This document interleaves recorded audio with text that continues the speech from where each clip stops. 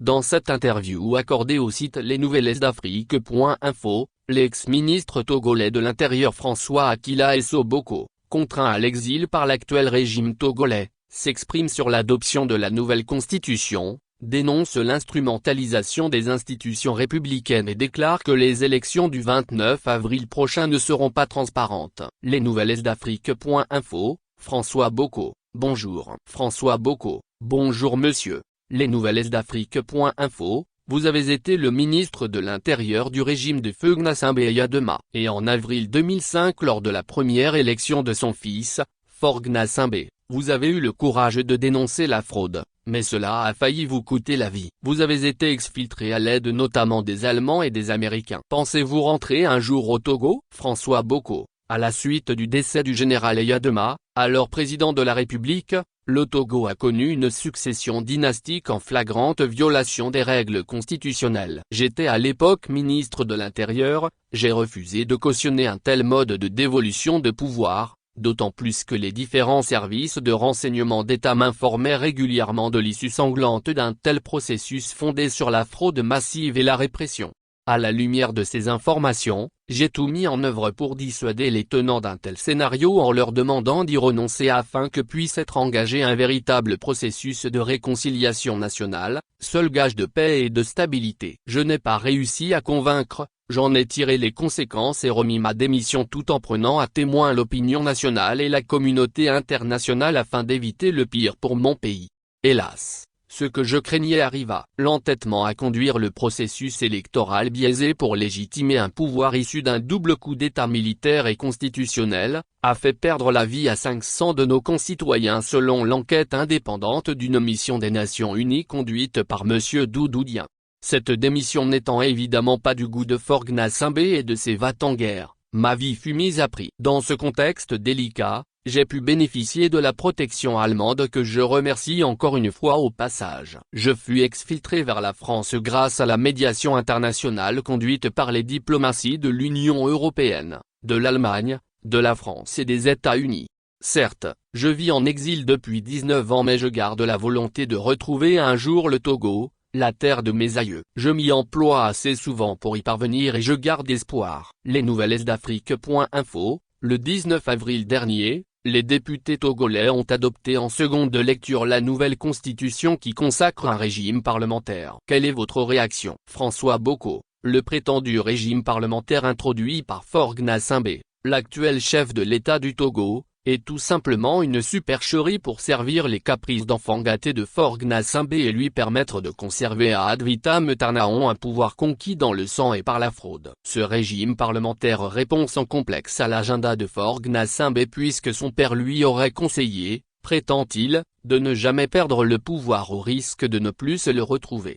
En effet, 19 années de jouissance de pouvoir d'État sont vite passées sans résultat en matière de développement. Faure Gnassingbé a usé et abusé de ce pouvoir et ne sait plus désormais quoi en faire. Son seul projet est de conserver le pouvoir à vie. Il utilise à cet effet des artifices juridiques portés par de pseudo-juristes, des deux bâches africains. Ces pseudo-juristes sont prompts à lui proposer des scénarios les plus ubuesques et anachroniques de conservation d'un pouvoir relevant d'une dynamique sous-régionale pour l'instant orpheline. Mais attention, au-delà du Togo, si ce scénario de liquidation du suffrage universel et de déconstruction de l'état de droit aboutissait, le risque de contagion sous-régionale serait réel et grand. Le modèle que proposent les deux bâches africains pour permettre à Faure Gnassingbé de liquider le suffrage universel direct et de conserver à vie le pouvoir à moindre frais paraît attrayant dans un contexte sous-régional marqué par l'irruption sur la scène politique de néo-potentats qui rêvent d'un renouveau prétorien sur les États en construction. Alors renaîtrait le modèle d'État néo-prétorien qu'on croyait derrière nous depuis les conférences nationales souveraines de la décennie 90. Lesnouvellesdafrique.info, quel est l'objectif poursuivi par ce changement de régime? François Boko, soyons clairs. Le renversement constitutionnel orchestré ne participe en rien au développement politique du Togo. Ce passage en force de la 4e République issue du référendum en 1992 vers la prétendue 5e République adoptée le 19 avril dernier par des parlementaires en fin de mandat ne poursuit qu'un seul objectif, assurer la survie du régime de Faure Gnassingbé à travers une instrumentalisation de nos institutions. Le coup d'État constitutionnel perpétré permettra prochainement à Faure Gnassingbé de devenir président du Conseil des ministres. Cette nouvelle fonction concentre en elle la réalité et l'essentiel du pouvoir et permet à Faure Gnassingbé d'attribuer à une des figures de paille doit-il et coutumier la désormais symbolique fonction de président de la République vidée de sa substance.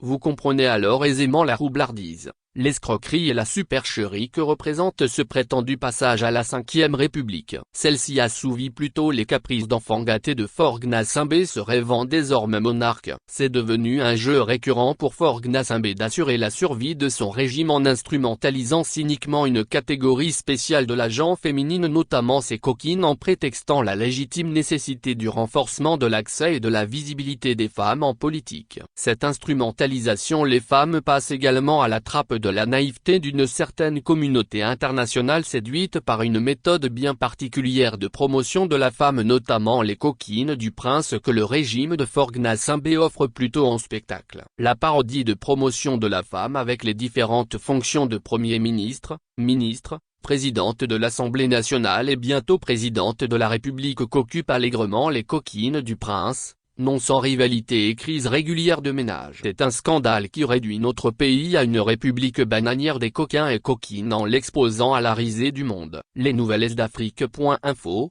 ce 29 avril ont lieu les élections régionales et législatives. Les conditions de transparence vous semblent-elles réunies? François Bocco. Avant de répondre à votre question, il y a un paradoxe qu'il faut tout de suite soulever par rapport à ces élections du 29 avril. Le peuple togolais, les partis politiques et les candidats ne savent pas sous quel régime politique se déroulent ces élections. Les députés qui en seront issus, siégeront-ils à l'Assemblée nationale dans le cadre de la Constitution de 92 ou dans le cadre du prétendu régime parlementaire orchestré par la révision à la hussarde du 19 avril dernier? Cela étant, la transparence des élections du 29 avril prochain est déjà entamée. En amont, la constitution des listes électorales ainsi que la distribution de cartes d'électeurs ont été contestées. Le régime a pris soin de favoriser l'inscription massive et la distribution des cartes d'électeurs dans les zones présumées acquises à sa cause. Parallèlement, dans les zones et régions favorables à l'opposition, le régime a multiplié les obstacles pour l'inscription sur la liste électorale afin de réduire le nombre de votants. Aussi, le nouveau découpage électoral effectué en janvier dernier par des députés en fin de mandat, est inique et entame sérieusement la crédibilité du scrutin. Il crée désormais 113 circonscriptions électorales au lieu de 91. Le régime a créé de nouvelles circonscriptions électorales dans les zones et régions verrouillées qu'il maîtrise afin de s'assurer un avantage certain à travers de nouveaux sièges qui lui permettront d'avoir une majorité confortable. Dans certaines circonscriptions électorales supposées favorables au régime,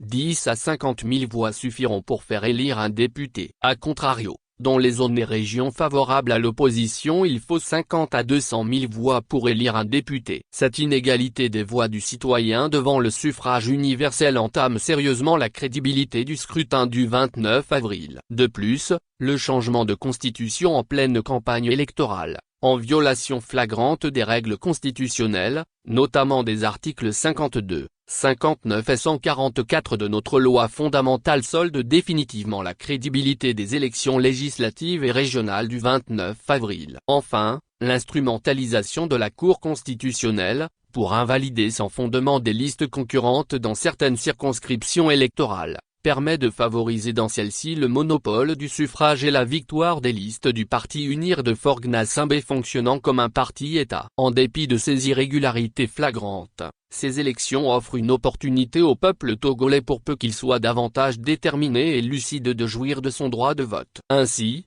le peuple exposera à la face du monde les contradictions de ce régime. Il pourra aussi mettre à nu ce régime afin de le contraindre à renoncer à la monarchisation de nos institutions visées par le prétendu régime parlementaire adopté à la hussarde en pleine campagne électorale. Les nouvelles d'Afrique.info, l'Afrique de l'Ouest est secouée par une série de coups d'État, Mali, Niger, Guinée, Burkina Faso. La démocratie est en panne, non? François Bocco. Le risque d'une remise en cause des acquis démocratiques conquis d'haute lutte, dans les années 90, est réelle dans la sous-région. La construction de l'état de droit trébuche et les rares espaces de liberté sont remis en cause. Mais la restauration autoritaire observée aujourd'hui a commencé dans les années 2000, facilitée en cela par la complaisance et le manque de fermeté de la CEDEAO vis-à-vis des dynamiques orphelines et anachroniques comme celle du Togo de 2005. Hélas, cette complaisance a développé chez certains chefs d'État la tentation d'imiter le modèle togolais fondé sur la manipulation de la Constitution et la répression pour conserver le pouvoir. Ceci a d'ailleurs justifié la nouvelle vague de coups d'État expliquant en partie l'intervention et le retour des militaires dans l'arène politique.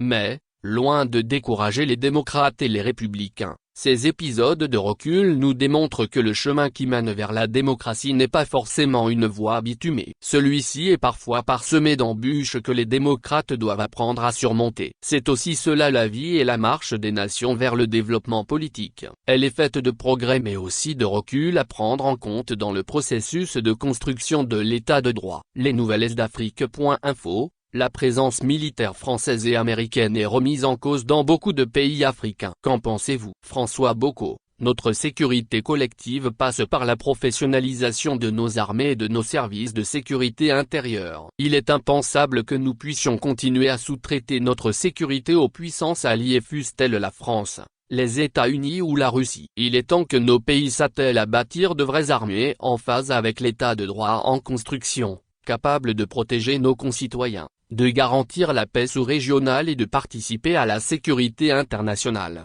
Les nouvelles d'Afrique.info. Quel est votre message pour le peuple togolais dans le cadre du présent processus électoral? François Bocco. Le peuple togolais est à une étape cruciale de son histoire politique mouvementée. Il est résigné mais n'a jamais renoncé à son légitime droit à la liberté ni à ses aspirations profondes d'alternance. J'invite mes compatriotes au Togo comme dans la diaspora à persévérer dans l'effort et à rester en cohérence avec les aspirations profondes de ce peuple tant martyrisé. Notre responsabilité à tous est de lui donner les moyens de se libérer du joug de la plus vieille dictature d'Afrique. Nous avons le devoir d'accompagner le peuple togolais dans sa quête vers une nouvelle indépendance afin de lui garantir un nouvel ordre politique qui redonne espoir à ses enfants.